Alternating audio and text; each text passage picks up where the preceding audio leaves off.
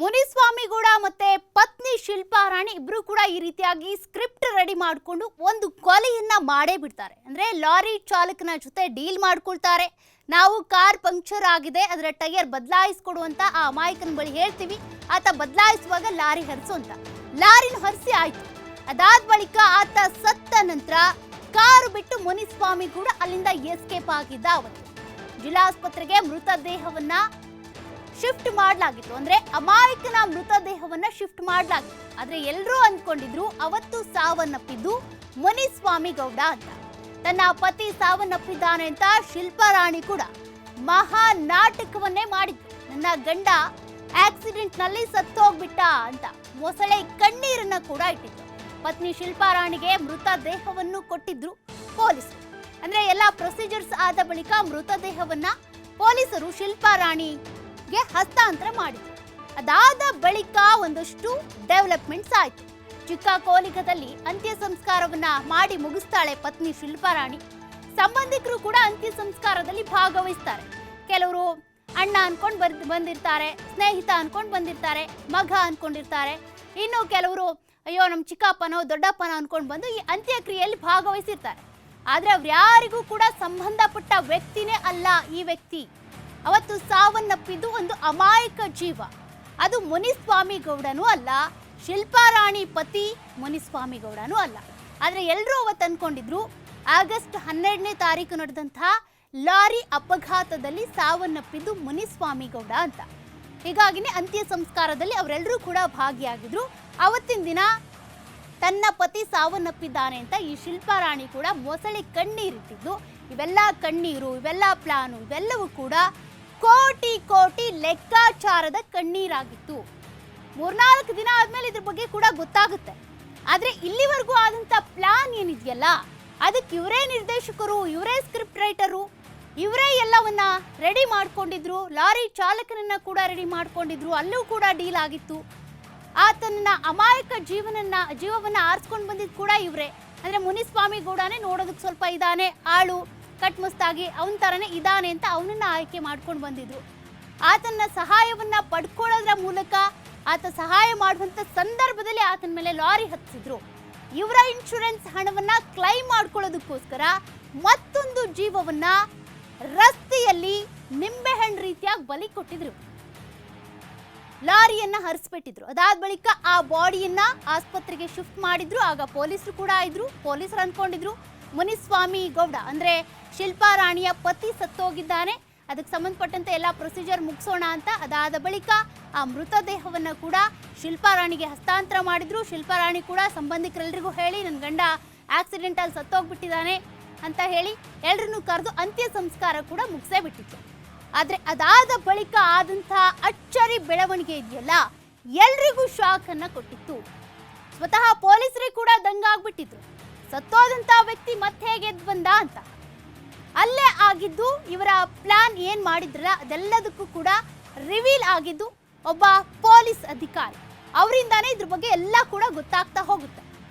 ಸತ್ತೋದಂತ ವ್ಯಕ್ತಿ ಮತ್ತೆ ಹೇಗೆ ಬಂದ, ನಾವೇ ಮೊನ್ನೆ ಅಷ್ಟೇ ಅಂತ್ಯ ಸಂಸ್ಕಾರ ಮಾಡಿ ಬಂದಿದ್ವಲ್ಲ, ಅಲ್ಲಿಂದ ಅನುಮಾನ ಶುರುವಾಗುತ್ತೆ. ಅಲ್ಲಿಂದ ಪೊಲೀಸರು ಇದಕ್ಕೆ ಸಂಬಂಧಪಟ್ಟಂತೆ ತನಿಖೆ ಶುರು ಮಾಡ್ತಾರೆ.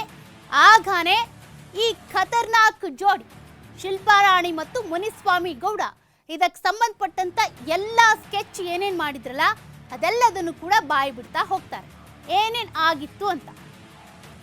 3-4 ದಿನಗಳ ನಂತರ ಆತ ಪ್ರತ್ಯಕ್ಷವಾಗ್ತಾನೆ ಮುನಿಸ್ವಾಮಿಗೌಡ.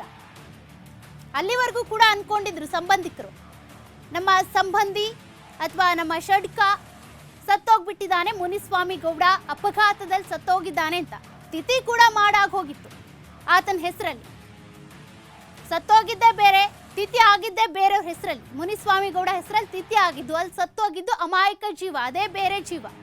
ಆತನನ್ನ ಸುಮ್ಮನೆ ಕರ್ಕೊಂಡು ಬಂದು ಇಲ್ಲಿ ಬಲಿ ಕೊಟ್ಟಿದ್ದು ಈ ಪತಿ ಮತ್ತೆ ಪತ್ನಿ ಸೇರ್ಕೊಂಡು ತಮ್ಮ ಇನ್ಶೂರೆನ್ಸ್ ಹಣ ಕ್ಲೈಮ್ ಆಗಬೇಕು ಅನ್ನುವಂಥ ಕಾರಣಕ್ಕೆ ಆ ಒಂದು ಜಾಗದಲ್ಲಿ ಮುನಿಸ್ವಾಮಿಗೌಡ ಸಾಯ್ಬೇಕಾಗಿತ್ತು. ಆದ್ರೆ ಆತ ಸಾಯ್ಬಾರ್ದು, ನಮ್ಮ ಸಾಲವನ್ನು ತೀರಿಸಬೇಕು ಅನ್ನುವಂಥ ಕಾರಣಕ್ಕೆ ಅಲ್ವಾ ನಾವು ಕ್ಲೈಮ್ ಮಾಡ್ಕೊಳ್ಳೋದಕ್ಕೆ ಮುಂದಾಗ್ತಾ ಇರೋದು.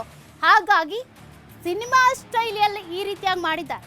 ಅನೇಕ ಸಿನಿಮಾಗಳಲ್ಲಿ ನೋಡಿರ್ತೀರಾ, ಕೆಲವೊಂದು ಹಣವನ್ನ ಹೊಡೆಯೋದಕ್ಕೆ, ಕೆಲವೊಂದು ಸಂಬಂಧಿಕರ ಹಣವನ್ನ ಹೊಡೆಯೋದಕ್ಕೆ, ಆಸ್ತಿಯನ್ನ ಪಡ್ಕೊಳ್ಳೋದಕ್ಕೆ ಇರುವಂಥ ವಿಲ್ಲನ್ನ ತಿನ್ಸೋದಕ್ಕೆ ಏನೆಲ್ಲ ಪ್ರಯತ್ನಗಳನ್ನ ಮಾಡ್ತಾರೆ, ಎಷ್ಟೆಲ್ಲ ಕೊಲೆ ಸ್ಕೆಚ್ ಹಾಕ್ತಾರೆ ಅಂತ.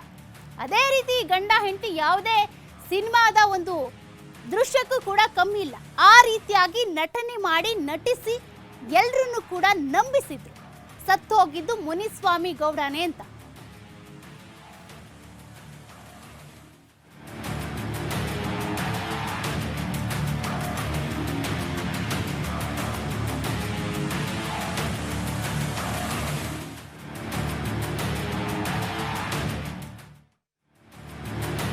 ಅಂದು ಆಗಸ್ಟ್ 12 ಅಂದರೆ ಆ ರಾತ್ರಿ ಕೊಲೆಯ ರೀತಿಯಲ್ಲಿ ಮೃತ ವ್ಯಕ್ತಿ ಕೂಡ ಕೊಲೆಯಾಗಿರ್ತಾನೆ ಗಂಡ್ಸಿ ಪೊಲೀಸ್ ಠಾಣಾ ವ್ಯಾಪ್ತಿಯಲ್ಲಿ. ಇವರಿಬ್ಬರು ಖತರ್ನಾಕ್ ದಂಪತಿಗಳೇನಿರ್ತಾರೆ ಅಂದರೆ ಮುನಿಸ್ವಾಮಿ ಗೌಡ ಮತ್ತು ಶಿಲ್ಪಾರಾಣಿ ಇಬ್ಬರು ಕೂಡ ಸಾಕಷ್ಟು ಪ್ಲಾನ್ ಮಾಡಿ ಇನ್ಶೂರೆನ್ಸ್ನ ಹಣವನ್ನು ಲಪಟಾಯಿಸಲಿಕ್ಕೆ ಈ ಥರದ ಒಂದು ಪ್ಲ್ಯಾನ್ ಮಾಡ್ತಾರೆ. ನಂತರದಲ್ಲಿ ಕಾರ್ ಮತ್ತು ಲಾರಿಯ ನಡುವೆ ಅಪಘಾತ ಆಗಿದೆ ಎಂಬುದನ್ನು ಬಿಂಬಿಸಿ ಈಕೆ ಬಂದು ಪೊಲೀಸ್ ಸ್ಟೇಷನ್ಗೆ ಅಂದರೆ ಗಂಡ್ಸಿ ಪೊಲೀಸ್ ಠಾಣಾ ವ್ಯಾಪ್ತಿಯಲ್ಲಿ ಕೂಡ ನನ್ನ ಗಂಡ ಅಪಘಾತದಲ್ಲಿ ಸಾವನ್ನಪ್ಪಿದ್ದಾಳೆ ಅನ್ನುವ ಮುಖಾಂತರ ಒಂದು ಪೊಲೀಸರಿಗೆ ಹೇಳುವಂಥದ್ದು. ನಂತರದಲ್ಲಿ ಪೊಲೀಸರು ಆ ಮೃತದೇಹವನ್ನು ಸತ್ತಂಥ ವ್ಯಕ್ತಿ ಏನಿರ್ತಾನೆ ಆ ವ್ಯಕ್ತಿಯ ಮೃತದೇಹವನ್ನು ಕೂಡ ಶಿಲ್ಪಾರಾಣಿಗೆ ಹಸ್ತಾಂತರ ಮಾಡ್ತಾರೆ. ಶಿಲ್ಪಾರಾಣಿ ಆತನನ್ನು ಶವವನ್ನು ತೆಗೆದುಕೊಂಡು ಹೋಗಿ ಏನು ಮಣ್ಣು ಮಾಡುವಂಥದ್ದು. ಜೊತೆಗೆ ಆ ಮಣ್ಣು ಮಾಡುವಂಥ ಸಂದರ್ಭದಲ್ಲಿ ಎಲ್ಲ ಸಂಬಂಧಿಕರು ಬರ್ತಾರೆ. ಸಾಕಷ್ಟು ಗೋಳಾಡಿರ್ತಾಳೆ ಈಕೆ, ಜೊತೆಗೆ ನೋವನ್ನು ತೋಡಿಕೊಂಡಿರ್ತಾಳೆ. ನನ್ನ ಗಂಡ ಸಾವನ್ನಪ್ಪಿದ್ದಾನೆ ಅನ್ನುವ ರೀತಿಯಲ್ಲಿ ನೋವು ತೋಡ್ಕೊಂಡಿರ್ತಾಳೆ. ಎಲ್ಲ ಸಂಬಂಧಿಕರು ಬಂದಿರ್ತಾರೆ. ಆದರೆ ಇಲ್ಲಿ ಇನ್ಶೂರೆನ್ಸ್ನ ಹಣವನ್ನು ಲಪಟಾಯಿಸಲು ಈ ಥರದ ಪ್ಲಾನ್ ನಡೆದಿದೆ ಎನ್ನುವುದು ಯಾರಿಗೂ ಕೂಡ ತಿಳಿದಿರೋಕ್ಕೆ ಆಗಿರಲಿಲ್ಲ.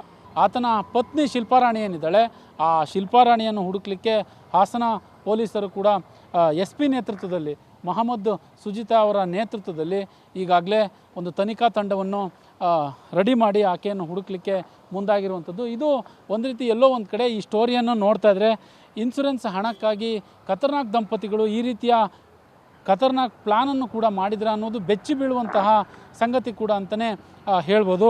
ಒಟ್ಟಾರೆ ಹಾಸನ ಜಿಲ್ಲೆಯಲ್ಲಿ ಈ ಥರದ ಪ್ರಕರಣ ಅಂದರೆ ಬೇರೆ ಜಿಲ್ಲೆಯಿಂದ ಬೆಂಗಳೂರಿನ ಹೊಸಕೋಟೆ ತಾಲೂಕಿನ ಚಿಕ್ಕಕೋಲಿಗ ಗ್ರಾಮದ ದಂಪತಿಗಳು ಈ ರೀತಿಯ ಬಂದು ಅದರಲ್ಲೂ ಗಂಡ್ಸಿ ಪೊಲೀಸ್ ಠಾಣಾ ವ್ಯಾಪ್ತಿಯಲ್ಲಿ ಇನ್ಶೂರೆನ್ಸ್ ಹಣವನ್ನು ಲಪಟಾಯಿಸೋದಕ್ಕೆ ಈ ರೀತಿ ಪ್ಲಾನ್ ಮಾಡಿದ್ದಾರೆ ಅಂದರೆ ಸಾಕಷ್ಟು ಆಶ್ಚರ್ಯ ಕೂಡ ಉಂಟು ಮಾಡ್ತಾ ಇರುವಂಥದ್ದು. ಅವರಿಗೆ ಇಬ್ಬರು ಮಕ್ಕಳು ಕೂಡ ಇರುವಂಥದ್ದು. ಹಾಗಾಗಿ ಈ ಕೊಲೆಯ ಹಿಂದೆ ಇನ್ಶೂರೆನ್ಸ್ನ ಹಣವನ್ನು ಲಪಟಾಯಿಸೋದಕ್ಕೆ ಈ ರೀತಿಯಾದಂತಹ ಪ್ಲಾನ್ ಮಾಡಿದರು ಅನ್ನುವ ಮಾಹಿತಿ ಸದ್ಯಕ್ಕೆ ಲಭ್ಯವಾಗಿದೆ. ಜೊತೆಗೆ ಹಾಸನ ಪೊಲೀಸರು ಕೂಡ ಈಗಾಗಲೇ ತನಿಖಾ ತಂಡವನ್ನು ರಚನೆ ಮಾಡಿದ್ದಾರೆ. ಆರೋಪಿ ಶಿಲ್ಪಾರಾಣಿ ಏನಿದ್ದಾಳೆ ಆಕೆಯನ್ನು ಬಂಧಿಸಲಿಕ್ಕೆ ಒಂದು ತಂಡ ರಚನೆ ಮಾಡಿ ತನಿಖೆಯನ್ನು ಕೂಡ ಮುಂದುವರಿಸಿದ್ದಾರೆ.